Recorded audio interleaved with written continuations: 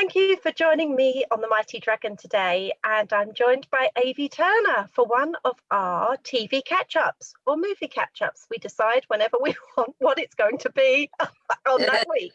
So actually it's just what we've been watching. So thank you for joining. And hello Ali, how are you today? Hi Vic, yes I'm good, thank you. The sun's shining, so yeah, hope you can see me all right because I'm in a different setting. I'm in conservatory. I like it. It looks quite kind of like an ethereal glow coming through the window there. Very atmospheric, yes. Oh, there you go. Well, I've got a cup of tea down here, which is not so ethereal, but yeah. and a nice bite to my left. Oh dear. So what are we talking about today? What's your choice today to discuss? Okay, so my choice today is the series Hannibal, which has been on Amazon Prime and also Netflix. There were three seasons of this series, and I stumbled across it quite by chance, looking, probably very bored one night, thinking, what am I going to watch next? So I came across it and I thought, well, I'll give it a go. I'll watch one episode, see how I get on with it. Of course, ended up binge watching it, all 3 seasons, over about, I don't know, a week and a half, because it was so good, just held my attention. I absolutely loved it. So you've got a very, very strong cast here. So you've got Mads Mikkelsen, who plays Hannibal Lector. You've got Hugh Dancy, who plays a supernatural empath called Will Graham. You've got Lawrence Fishburne, Gillian Anderson, Eddie Izzard. No way. Is he in it? Yeah, and he's a really, really good straight actor. Yeah, really good. I've seen him in other stuff, and he's just an amazing guy. He's the sort of bloke that I'd like to go down the pub with for an hour, and Cynthia Nixon from Sex and the City. Oh yes, she's very good as well, isn't she? Yeah. So Lawrence Fishburne plays Jack Crawford. So now, if you've seen the films and read the books, which, I've read all the books and seen all the films and everything. Lawrence Fishburne plays Jack Crawford, who is the head of the FBI team. So what the writers have very cleverly done is Hannibal Lecter is on a team of an FBI team to try and solve this series of murders. So you've got Hannibal Lecter, you've got another couple of ladies who are, one's a psychologist and the other one's in the forensics side of things. Then you've got Jack Crawford. And so what this guy called Will Graham, who's played by Hugh Dancy, so he's this empath. So what happens when there's a murder, which is always very grisly, they go along as a team to try and solve it. So Will, who is the empath, in his mind goes through what's happened previously. But then, apart from the series of murders, then you've got a picture of Hannibal Lecter in his apartment, cutting up things like kidneys and lungs and that sort of thing. So, like, everybody knows the backstory to Hannibal Lecter, don't they? So this sounds to me like pre-Silence of the Lambs, right? Yes. Yeah, it sort of takes almost like a sidestep, really, where Hannibal is so he's on this official FBI team trying to solve these murders. But what also then comes out is that, without being a spoiler alert too much, what also comes out is that each one of these murders has been done by somebody who is some way connected to Hannibal Lecter. So they could be one of his clients, because he's still working as a psychotherapist. So in some way, they're all connected to him. So you're not sure whether it's he's doing the murders or whether he is manipulating people into doing them. Right, okay. So that's the sort of, so each episode there is another grisly murder. But it's got a fantastic cast, but it's a very classy series. It's obviously had a huge budget. They did 3 seasons of it and then decided to pull the plug because they didn't have the ratings. What? I know. NBC decided, the ratings aren't good enough, and they pulled the plug after 3 seasons. I'm like, what?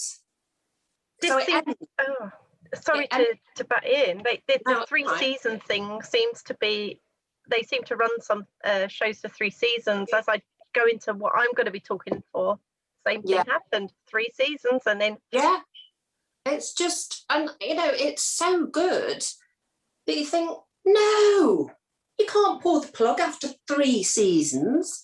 But at the end, he is actually incarcerated. They do manage to get him, but I think they did an excellent casting choice with the guy who plays Hannibal, because he has. We all remember, don't we, that Anthony Hopkins, and of course he won the Oscar, Best Actor Oscar for it back in the 90s. But the casting had to be absolutely spot on for Lecter because of his the complex character that he is. But he brings the same amount of chill factor to the role, and he's got that, which I think is very important with a character like Lecter. You've got to have that stillness. Do you know what I mean? Yeah.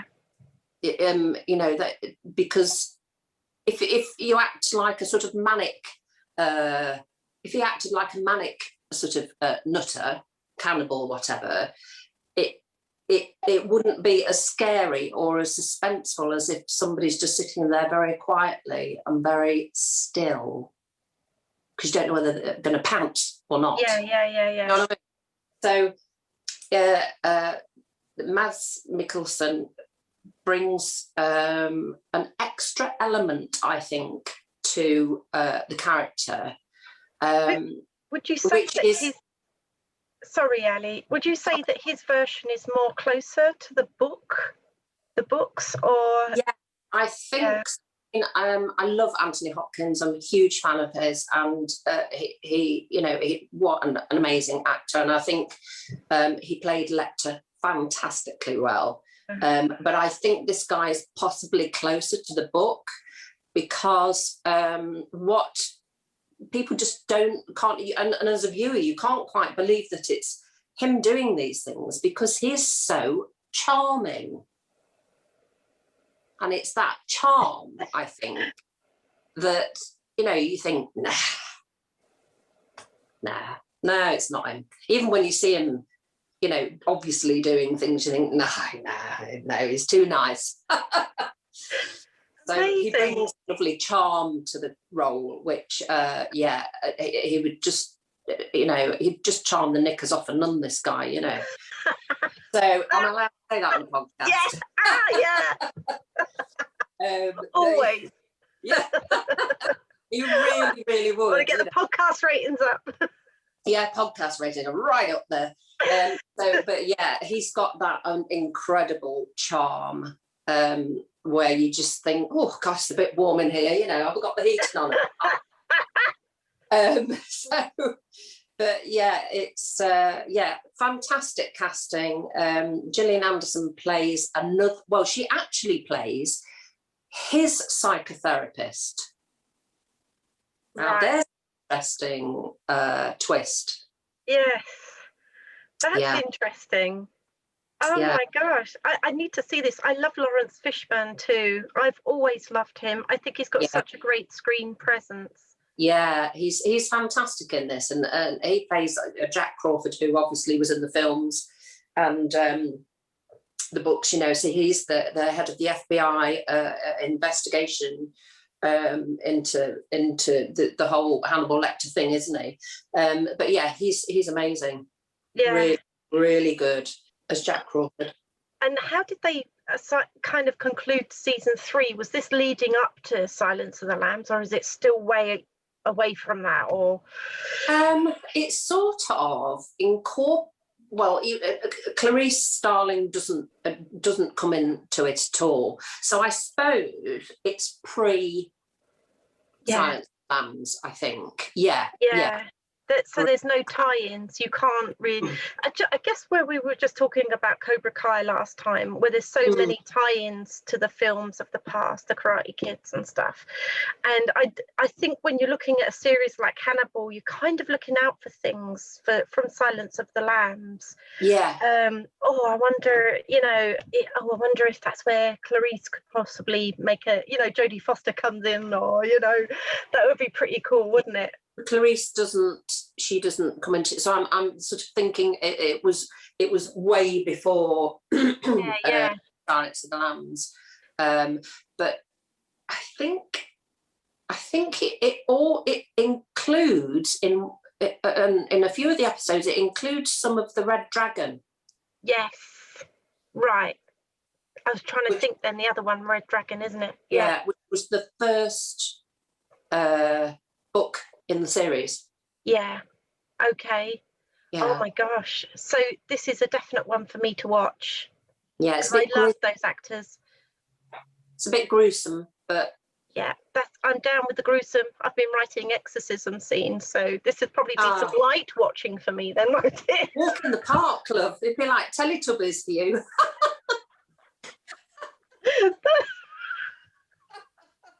Exactly right. Oh my God.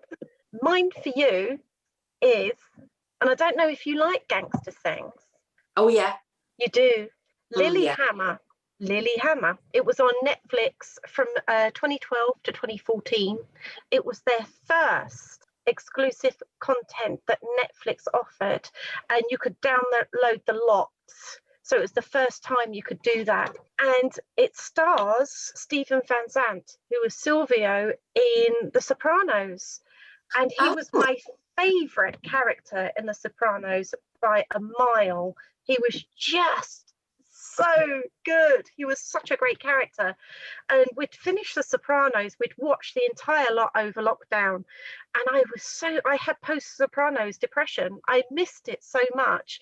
And my husband was on Netflix and he was like, oh my God, look at this, Lilyhammer. Do you think that character, Silvio, is in this new series? But so we put it on, and actually he's a completely different character. He's a gangster. He's still in the mob, and the whole story is him. He's in a witness protection program. Then he goes to Norway. He goes to Lilyhammer from New York to Lilyhammer because he's ratted on his boss. He's had his dog shot, and he's done a runner. His dog was called Lily, by the way, hence the unusual spelling of Lilyhammer. So, but this, again, I was watching this through Sopranos' eyes at the start, and it is littered. We're in season 3 at the moment, but it's littered with Sopranos references, especially in season 2. And you get to see some of the actors that were in The Sopranos. They come back into this as a different role, but it was brilliant, and a few references to his past as that character of Silvio. What is especially unique about this show is that he speaks English and they respond in Norwegian. So the subtitles are on, but his timing is spot on. You would never know they were speaking Norwegian back for him to naturally respond in his next line or action or whatever. He's that good an actor, and it's just great. It really works, the mixture of English and Norwegian, and it's just refreshing. Absolutely a refreshing idea to have this series in Norway, a mobster series in Norway. Wow. with him being an immigrant in Norway, and it's a good look at Norwegian life and customs as an immigrant, and he has to solve problems, and his only way he really knows how to solve problems is by reverting back to his mafia ways, you know. So he relies on a few of those old tricks to get himself out of trouble, and he has some brilliant cast around him. First of all, now I will not be getting any of these Norwegian names correct. One of the characters, his right hand man, is Torga, played by Trond Fauser. I've probably got that completely incorrect as well. It's his right hand man. He's very good. He's so good. He's really quirky, and you know, he adores his boss. He'll do anything for him, and the position he's been given is probably the most important position he's ever had, working in the bar that Frank in New York in Lilyhammer. He's now Johnny in Lilyhammer. That's his cover name, by the way. So got Torga working for Johnny in this bar, and he's such a good right hand man, you know, and best buddy. We've also got another character, Anna and Jan. I want to give a big shout out to Tommy Carlson and Fridtjof Sørheim. I don't know, sorry. They're really good actors. There's a lot of comedy in Lilyhammer, which I didn't realise for really a mobster style show, you don't really get comedy, but it really works, and it's so funny, and the timing again is just spot on. I think I've said it before, but Steven Van Zandt, I think he just plays the best gangster ever. He seems to just have that presence about him, like I was saying about Lawrence Fishburne. He's just, like, even in The Sopranos, you kind of like look at him on the screen, like he just seems to like dominate it with his presence and his style. He portrays a mobster. It's just, he was born to do that, you know. They were also going to bring the late great James Gandolfini in for an episode. Unfortunately, his sudden death in 2013 meant that obviously that was never going to happen, but I think if they'd reunited those two on screen, that would have been really cool. I'd love to hunt the writers down. I've looked for them. I can't find them to interview them, because I would love to know about the process of writing this and how they pitch that to Netflix. Like, they've got this Norwegian language mobster series, which will be a mixture of English and Norwegian. I mean, that was a huge gamble for Netflix to do. Right? So, and it works. It's just brilliant. The scenery in Norway is wonderful. It makes me want to go back to Norway. I've only been to Oslo. I want to now go to Lilyhammer and go up to the north. So yes, but it's brilliant. I really massively recommend that. It's so good. It's so funny. They can make light of some really serious storylines they've got running through it, you know. So Is it set in modern day? Yes, it is. It's modern day. And yeah, so it ran from 2012 to 2014, and as we were saying before, third season. Why? Netflix, can the god of Netflix just please bring it back just for one more season? He has twins. Johnny has twins in it, so they would be great. Are they now running Lilyhammer? You know, are they now running Europe? You know, how cool would that be? So I don't know. Yeah. Well, I might give that a go, you know, because I love anything Scandinavian. You'd love this. I love it. You'd really love this. It's so good. Again, I know I'm going to have Lilyhammer depression when it's finished, like I did The Sopranos, like I did Cobra Kai, like I've done Queen's Gambit. I just feel really sad after it's finished. Yeah, so, I know what you mean. I've got Hannibal depression now. I'm just like, you have to drink some Chianti and some fava beans. Is there any reference to that in there? Is there any reference? Somebody else asked me that, and there isn't. No. But do you know what the funniest thing is? That he obviously, Hannibal Lecter is this really brilliant cook. So, but then you're thinking, oh, that looks nice, but hang on a minute, that's somebody's leg. But you know, I don't know. He just sort of it makes it look classy and acceptable. Do you know what I mean? And you think, oh my God, he's just eaten somebody's part of somebody's lung, and with the finest wine, the finest red wine, and then he's got people at a dinner party, and they're all eating somebody. It's random, I tell you. Like, oh my God. Oh dear. Honestly, you've got to watch it. So, and I forgot that there's two guys on the forensics team, and they're so funny, and it sort of lifts it a bit. Yeah. It's these two forensic guys, and they're like Laurel and Hardy, the pair of them. They're so funny. And they're all always sparring off each other, Yeah. And so that's the comedic sort of side of it. But I'm definitely going to have a look at Lilyhammer. Definitely, I'll send you the link for that. It's so light-hearted in places, but it still really carries that dramatic tension as well. So brilliant writing. So is he trying away from his past life and how he conducted it, or is he still doing still got his toe in into that lifestyle? It's all he's known, really. So he does rely on it, but he really loves his life in Lilyhammer, feels that's his home. I mean, he's got a partner there kind of now and 2 kids, but he's still a bad boy. But the surrounding cast around him, especially some of the bikers, and they're really good, really funny. It's really good. I love it. As you can tell, I love it. So And Ali, I just want to say thank you. And thank you for having me. And your doggy's woken up. Yes. Had a nice snore. And I'll speak to you in March. Take care. Okay, darling. Take care.